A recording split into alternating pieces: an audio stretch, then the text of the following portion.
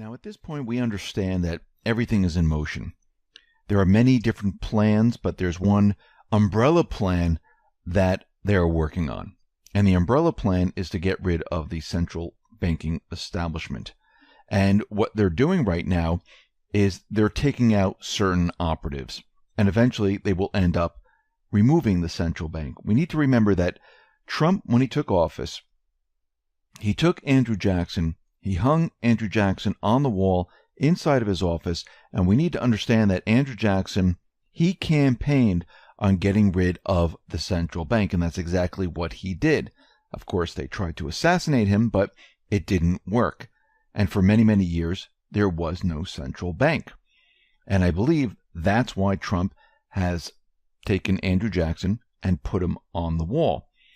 We also have to understand Trump did something when he wasn't yet president, while he was running. He did something that almost no other president has done. Actually, I take that back. There was one other president, but didn't comply completely.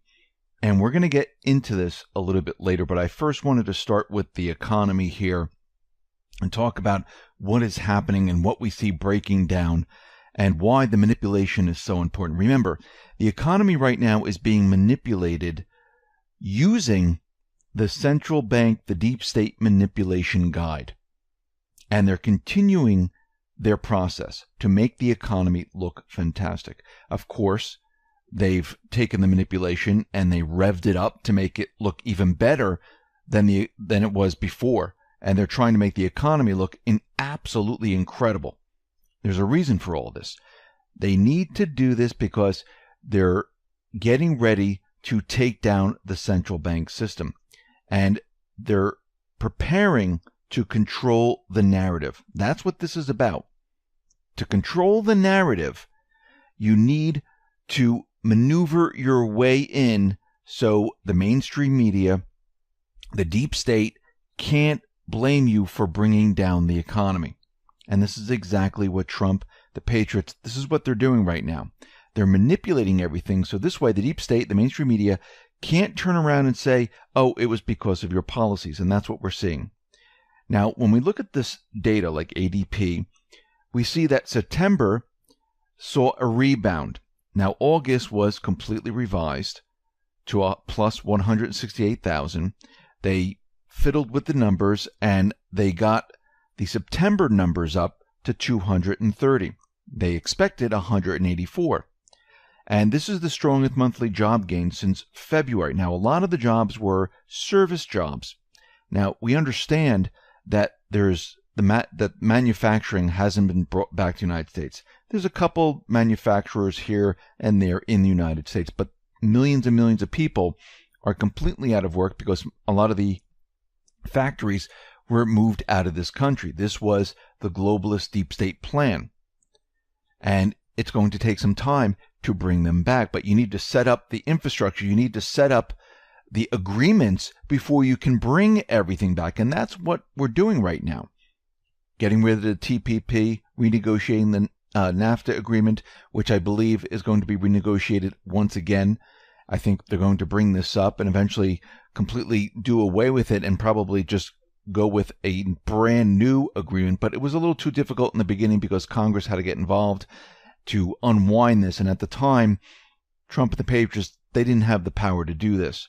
So what we're seeing right now is everything is being prepped for when we move out of this central banking system. And we can see a lot of fluctuations in the stats and what's really going on. I mean, look at U.S. service economy. I mean, this is all over the place. Market U.S. service PMI dropped to 53.5, lowest since January.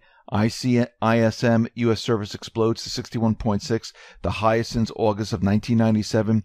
Market U.S. manufacturing rose to 55.6, the highest since May.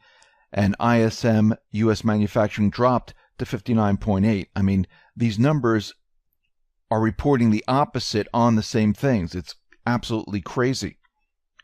But when we look at what is happening at the level of the people's economy, and I'm not talking about all these surveys and all these other statistics and things like that.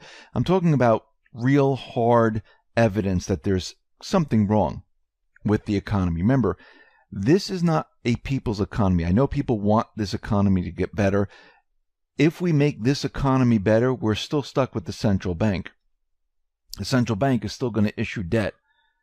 It's going to loan it to the government. The people are going to have to pay taxes to pay for this debt. The value of the dollar is going to continually decrease. This is not a system for the people. We need to break free of this. But when we look at real data, we can see that the inner workings of this central bank economy is completely falling apart. Over 20 major retailers have filed for bankruptcy since the beginning of last year. And in 2018, most likely we're going to break this record, and we're getting very, very close. I mean, think about it. Retail giants, Sears, JCPenney's, Toys R Us, Brookstone, Mattress Firm, either file bankruptcy or they're headed towards bankruptcy, and they're just a hair length away from being bankrupt. Mattress Firm has approximately about 3,000 brick and mortar locations, and a lot of the stores are being closed down right now. Brookstone, it seems like Brookstone had an outlet in every mall. I mean, I remember when I was younger, every time you go to the mall, you could see Brookstone. Well, they filed for bankruptcy, and all the remaining mall stores will be shut down. Sears, they don't like to call it bankruptcy, but they're bankrupt. JCPenney, same thing. They're drowning in debt. It's a complete and utter disaster. Bed Bath & Beyond, not bankrupt just yet, but their sales are continually declining, and it's disastrous for them. And eventually, probably right after this holiday season, they're going to file for bankruptcy. Walmart, Target, they're doing okay right now, but they know that this holiday season is not going to be that great. And they're turning everything around, and they're going to blame it on the tariffs. Remember in the past, they blamed everything on the weather. Then they said it was online sales. That's why Walmart wasn't doing well. That's why Target wasn't doing well. Now all of a sudden, online sales don't matter.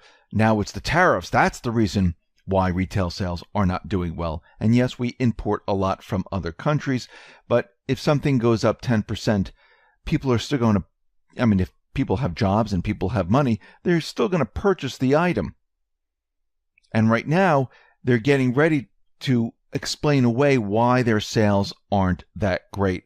And when we see all these stores closing, we have to understand this means there's a huge vacancy rate in the U.S. The shopping malls, they hit the highest level for vacancy in 6 years. It's hit 8.6 last quarter. This is the highest since the end of 2012. So this is not a good situation. It's getting worse and worse.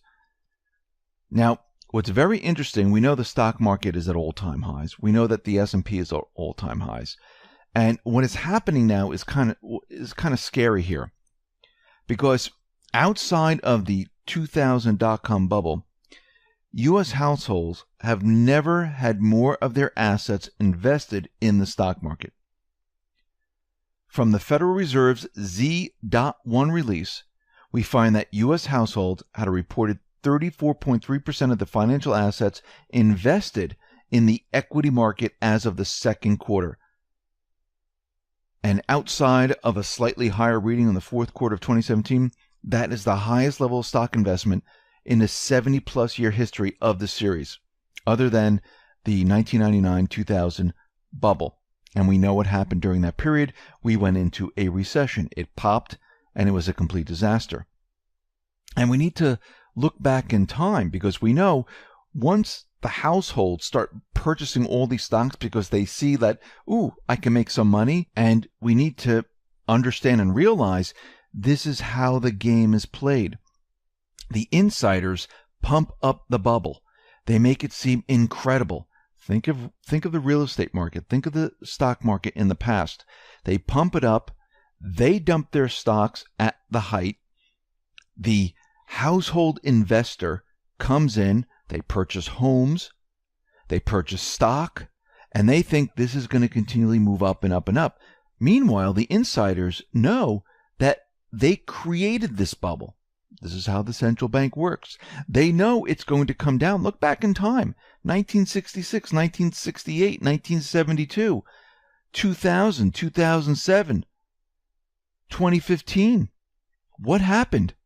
The market came down. People lost quite a bit. And this happens over and over and over. And this is a warning to everyone. And we know that this needs to stop. And this is what Trump, the Patriots, are trying to do right now.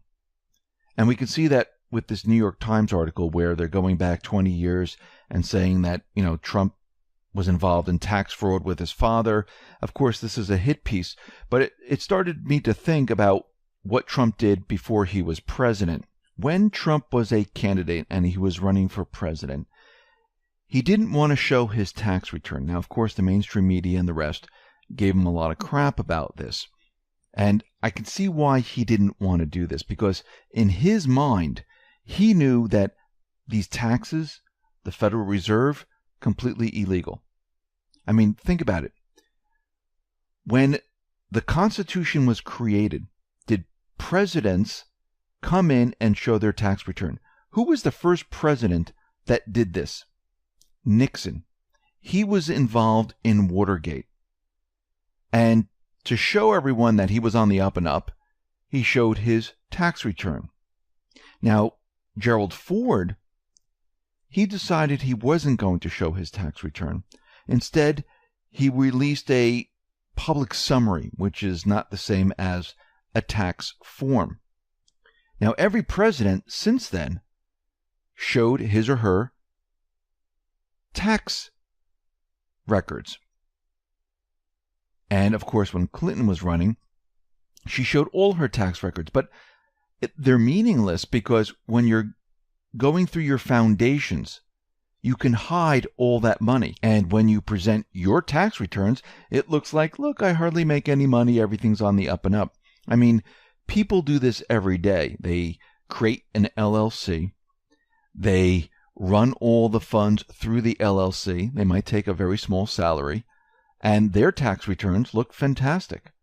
But again, you don't know what's happening with the LLC, but that's something completely separate and apart. The same thing with the politicians. They use foundations.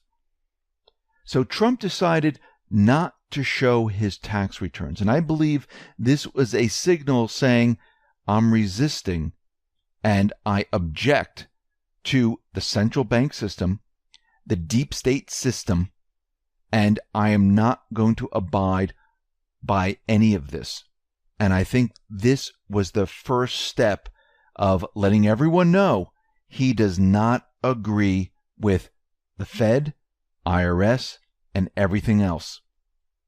And you can see just by that action, the mainstream media, the deep state, the central bank, they completely flipped out.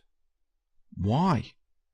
I mean, does showing your tax records mean that you're a good person or a bad person? It's meaningless. It doesn't show that you're a patriot. Actually, it shows the opposite, I would think. Because as we know, when did this all start to happen? In 1913. What happened then? The central bank was signed into law. Many people say that it was never really ratified. And maybe we should look into this. Maybe it wasn't. They're saying that all the states did not agree, but they went ahead with it anyhow. And the central bank, if you look back in history, I'm not going to go through the whole history, but they continually tried to get into countries where they are not. And they try over and over. In the United States, for instance, it was the central bank number 1, the central bank number 2. Andrew Jackson got rid of it. Then they came up with the Federal Reserve. And they went through different names like the Federal Cartel, but that sounded illegal. Sounded like a mob type of thing. So they changed it to the Reserve to make it seem like it was part of the government, which it is not. It's a separate corporation.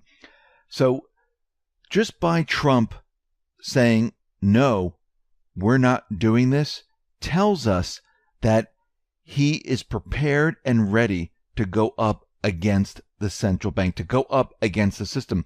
And what we're seeing right now is exactly